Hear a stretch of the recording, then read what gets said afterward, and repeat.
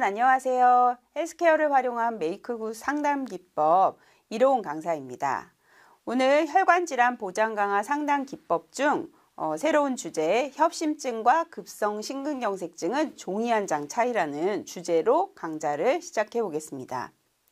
자, 협심증과 급성심근경색증은 우리가 심장질환을 보장하는 아주 대표적인 질환인데요. 사실은 아주 유사한 종이 한 장 차이라는 걸 여러분들에게 설명을 드리고 이 종이 한 장 차이에 따라서 어떻게 보장이 좀 달라지는지 여러분들에게 알려드리도록 하겠습니다. 첫 번째로 치료와 어떤 수술 어떻게 좀 달라질까 요걸 좀 한번 볼 텐데요. 구분을 좀 진단 구분부터 해야 되겠죠. 자, 심장에는 심장에 산소와 영양분을 공급하는 혈관, 관상동맥이라는 것이 있는데요. 이 관상동맥은 이제 심장 바깥으로 이렇게 싸져 있으면서 우관상동맥, 좌관상동맥으로 나뉘게 되는데요.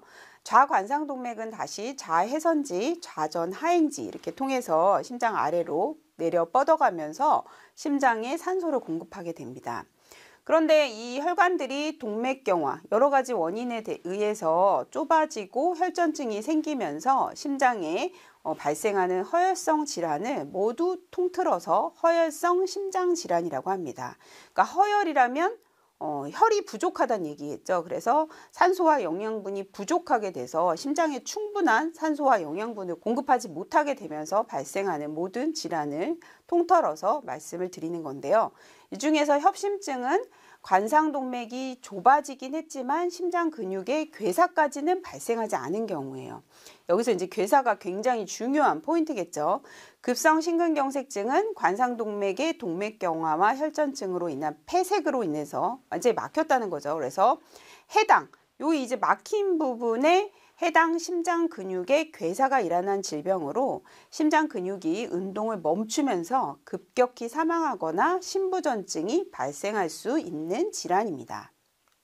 자, 그러면 협심증과 급성심근경색증을 어떻게 진단하고 이렇게 구분을 해서 기준이 뭔지 알아보겠습니다. 참 중요한 게 이제 흉통인데요. 공통되게도 이제 가슴의 통증, 흉통이 발생하게 됩니다. 협심증은 여러 가지 협심증 형태로 나누어지는데 변이형 협심증, 만성 안정형 협심증, 불안정형 협심증인데 보통 흉골 부위에서 발생해가지고 목이나 턱, 팔 내측으로 전파나 방사통이 발생을 하고 조여드는 느낌, 압박감과 쥐어짜는 느낌, 이렇게 협심증, 심근경색 공통되게 이제 흉통이 발생하게 됩니다. 그렇지만 조금 이제 차이가 있어요. 이 급성 심근경색 같은 경우에는 30분 이상 통증이 발생한다고 되어 있거든요. 그래서 ST 분절 상승 급성 심근경색과 ST 분절 비상승 심근경색으로 나누게 되는데 이 심근경색의 경우에도 비전형적인 흉통, 그러니까 30분 이상 통증이 발생하지 않는, 그러니까 전형적인 흉통은 30분 이상 통증이 발생해야 되는데 그렇지 않은 경우도 있다라는 거죠. 협심증은 이렇게 변이형, 안정형, 불안정형에 따라서 새벽이나 음주 이럴 때 발생하기도 하고 또 운동이나 흥분을 했을 때 발생했다가 이렇게 호전되기도 하고 아니면 불안정형은 일정한 형태가 없이 재발성, 점점 심해지는 점강성 아니면 오히려 안정시에 흉통이 발생하기도 한다고 합니다. 그래서 전체적으로 흉통이 가장 중요한 특징이지만 조금 다를 수 있으니까 여러분들이 기억하시는 거는 전문적으로 그것까지 기억하실 필요는 없고 전체적으로 이렇게 목과 턱, 팔의 내측으로 전파가 되는 심한 흉통이 발생할 수 있구나 이렇게 알아두시면 되겠습니다. 자, 그 다음에 아주 중요한 진단 기준, 이게 바로 급성 심근경색과 협심증을 나누는 아주 중요한 진단 기준이 뭐냐면 심근에 괴사가 일어나게 되면 혈중으로 유출되는 효소, 바로 심근효소가 중요한 협심증과 급성 심근경색증을 나누는 진단 기준이 됩니다. 자, 흉통이 있고 환자가 이제 가슴 답답함과 함께 뭐 호흡곤란 여러 가지 이제 응급 상황이 발생해 가지고 이제 병원에 도착하게 되면 바로 혈액 검사를 하게 되는데요. 이때 뭐 심전도와 함께 여러 가지 검사를 할 텐데 혈액 검사도 바로 시행이 되겠죠. 그때 이제 나오는 거기서 이제 바로 이런 응급 상황에서는 심근 효소를 검사하게 됩니다. 그래서 CKMB, 트로포닌 I, 트로포닌 T 이런 검사들이 지금 시행되고 있는데요. 아까 우리가 협심증과 심근경색의 차이는 심근 괴사가 있느냐 없느냐 요거의 차이인데, 이 혈중으로 괴사가 되면서 나오는 이 특이한 심근 효소가 바로 심근경색과 협심증을 나누는 기준이 되는 거예요. 괴사가 됐느냐 안 됐느냐를 알 수가 있기 때문에 CKMB는 보통 경색 후 한 3-4시간 이후에 오르기 시작해가지고 좀 장시간 올라 있는 거고요. 트로포닌 I나 트로포닌 T 같은 경우에는 아주 초기에 검출되고 아주 심근 손상이 있는 아주 경미한 심근경색에도 혈중 농도가 증가하기 때문에 매우 중요하게 판단을 하고, 이게 이제 0.01만 상승해도 우리가 심근경색으로 진단을 하게 됩니다. 자, 다음은 또 이제 흉통을 호소해서 병원에 방문했을 때 심전도를 시행하겠죠. 여러분들도 심전도 많이 해보신 경험이 있으실 텐데 발생 부위나 심근의 허혈 부위를 예측하는 데 아주 도움이 됩니다. 그리고 이제 몇 분 안에 검사가 시행될 수 있기 때문에 바로바로 이제 판단을 하실 수가 있죠. 그리고 이거는 발생 부위, 이게 이렇게 뭐 정밀한 검사였나 할 수 있지만 이 심장의 전도를 보는 거기 때문에 괴사가 일어난 부위에는 이제 일정 파가 존재하기 때문에 이 심근경색을 판단할 수 있는 중요한 자료가 됩니다. 하지만 이 심전도만으로는 확진이 될 수 없고, 아까처럼 흉통이 있거나 심전도에 이상이 있으면서 심근효소가 반드시 상승을 해야지 심근경색증으로 진단을 할 수가 있습니다. 자, 이처럼 그 특징적인 걸 좀 살펴보면, 그래서 심근경색증을 좀 나누기도 하는데요.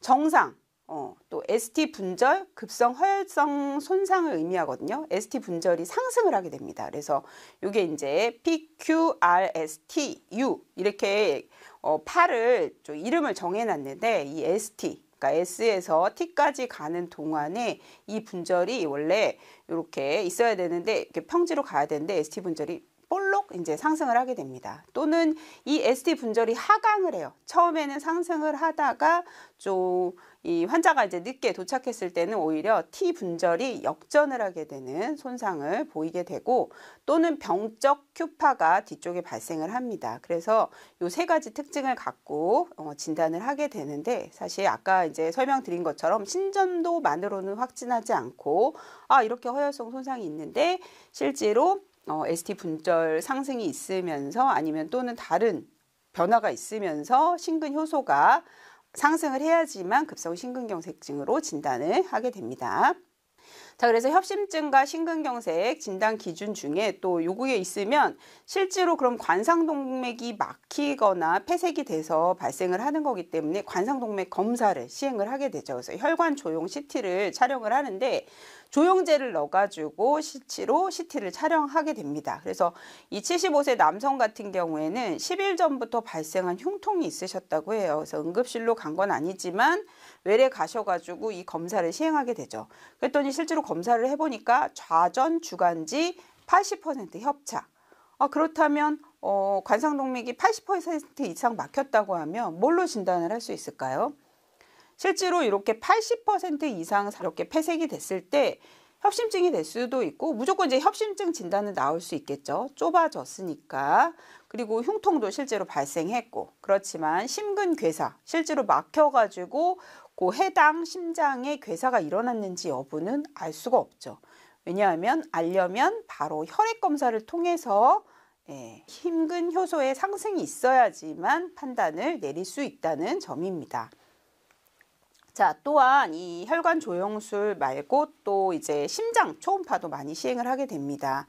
아까 말씀드렸다시피 그 관상동맥이 좁아지거나 막힌 부위에 산소 공급이 안 되게 되면 이제 산소가 괴사, 심근 부위가 괴사가 일어나게 되는데, 괴사가 일어나면 이제 그 부분이 어떻게 보면 죽는다고 볼 수가 있어요. 썩었다 이렇게 돼서 이제 그러면 이 부위가 손상을 입으면서 딱딱해지면서 움직이지 않게 되는 거죠. 그래서 움직이지 않거나 운동성이 상당히 저하된 경과를 보입니다. 그래서 초음파로 이렇게 검사를 해보면 해당 부위가 정상, 운동 저하, 무운동 아니면 운동 장애가 있는 이런 평가를 내리게 됩니다. 그래서 심장 초음파는 오히려 또 이제 급성기에도 하게 되지만 급성 심근경색증 이후에 심장 기능을 평가하는 데도 사용이 됩니다. 왜냐하면 이제 움직이지 않는 부위가 넓을수록 이제 심부전이나 더 안 좋을 수가 있다는 걸 평가할 수 있기 때문에 평가하는 데도 사용이 된다고 볼 수 있습니다. 자, 그러면 협심증과 심근경색 이거 어떻게 해야 될까요? 아까 혈관 조영술을 하면서 우리가 중재술도 함께 시행을 하게 됩니다. 그래서 바로 이제 검사를 하면서 치료도 시행을 하게 되는 거죠. 관상동맥 풍선 화장술이라 그래서 좁아진 부위를 풍선을 넣어가지고 이렇게 부풀려서 억지로 넓혀주게 되고요.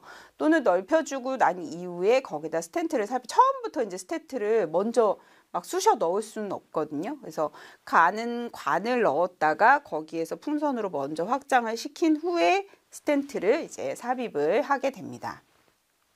요즘 같은 경우에는 일반 스텐트를 사용하지 않고 이 다시 스텐트 부위에서 혈전이 생기거나 아니면 혈관 협착이 일어나는 경우가 많아서요. 약물 방출 스텐트라고 해가지고 이 스텐트 자체에서 혈전을 녹이는 약물이 아주 소량씩 배출되는 그런 스텐트가 많이 사용되고 있습니다. 자, 다음은 이렇게 치료가 이제 이루어졌는데도 안 되는 경우, 스텐트나 이런 걸로 약물 치료 이런 걸로 되지 않는 경우에는 더 큰 수술을 하셔야 되는데요. 이거는 무조건 협심증이라기보다는 급성 심근경색증에서 이루어지겠죠. 관상동맥이 완전히 막혀버린 경우에 또 다른 부위의 자가 혈관을 이용해서 관상동맥을 우회하여 새로운 길을 만들어주는 겁니다. 그래서 기존 혈관은 그냥 놔두고 새로 연결해가지고 만들어주게 돼요. 그래서 가슴을 여는 수술이기 때문에 내흉동맥, 그러니까 이 가슴 안에 있는 혈관, 건강한 혈관을 찾아가지고 이어주기도 하고 슬프게도 이 가슴을 열었는데도 동맥경화는 이 심장 혈관만 진행되는 게 아니잖아요. 전체 혈관에 이분 같은 경우에는 모두 영향을 미쳐 있기 때문에 건강하지 않은 혈관이 많다고 해요. 그래서 요골동맥이나 대복제정맥 이런 것들을 활용해 가지고 하게도 됩니다. 자, 그러면 마지막으로 정리해 보면 협심증과 심근경색의 차이는 심근세포, 괴사에서 일어난다. 흉통은 좀 전형적이거나 비전형적인 흉통, ST 분절의 상승이 일어나는 급성 심근경색증의 경우에는 30분 이상 통증이 있을 수 있다. 검사는 엑스레이 심전도, 부하검사, 관상동맥 조영술 등이 할 수 있지만 가장 중요한 검사는 심근효소의 상승이 있느냐에 없느냐에 따라서 협심증이냐 급성 심근경색증이냐 달라지고요. 약물 치료 또는 개통술 하게 되고 스텐트나 또는 아니면 커다란 관상동맥 우회수를 하게 된다는 점 기억하시면 되겠습니다.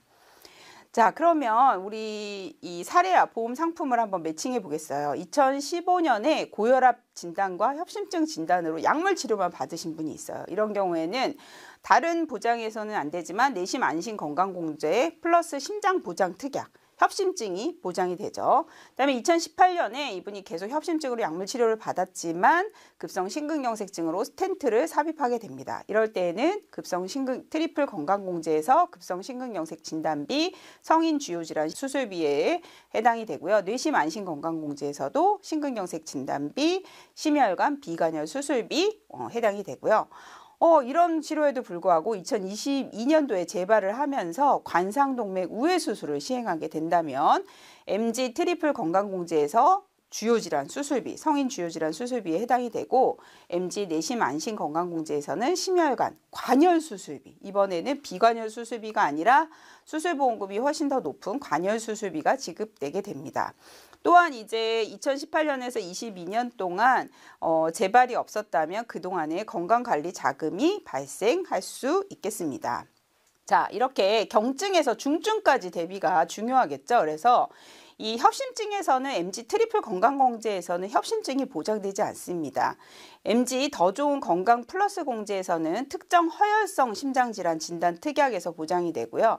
스텐트 수술을 하게 된다면 1호종 수술급여, 성인 주요질환 수술급여에 해당하겠고, MG 내심 안심 건강공제에서는 플러스 심장보장, 이때도 이제 협심증이 보장이 되고요. 심장질환, 관열, 비관열 수술 특약에 해당이 됩니다. 급성심근경색증을 보장하는 건 MG 트리플 건강공제, MG 더 좋은 건강 플러스 공제, 뇌심 안심 건강공제 모두 해당이 된다고 할 수 있습니다.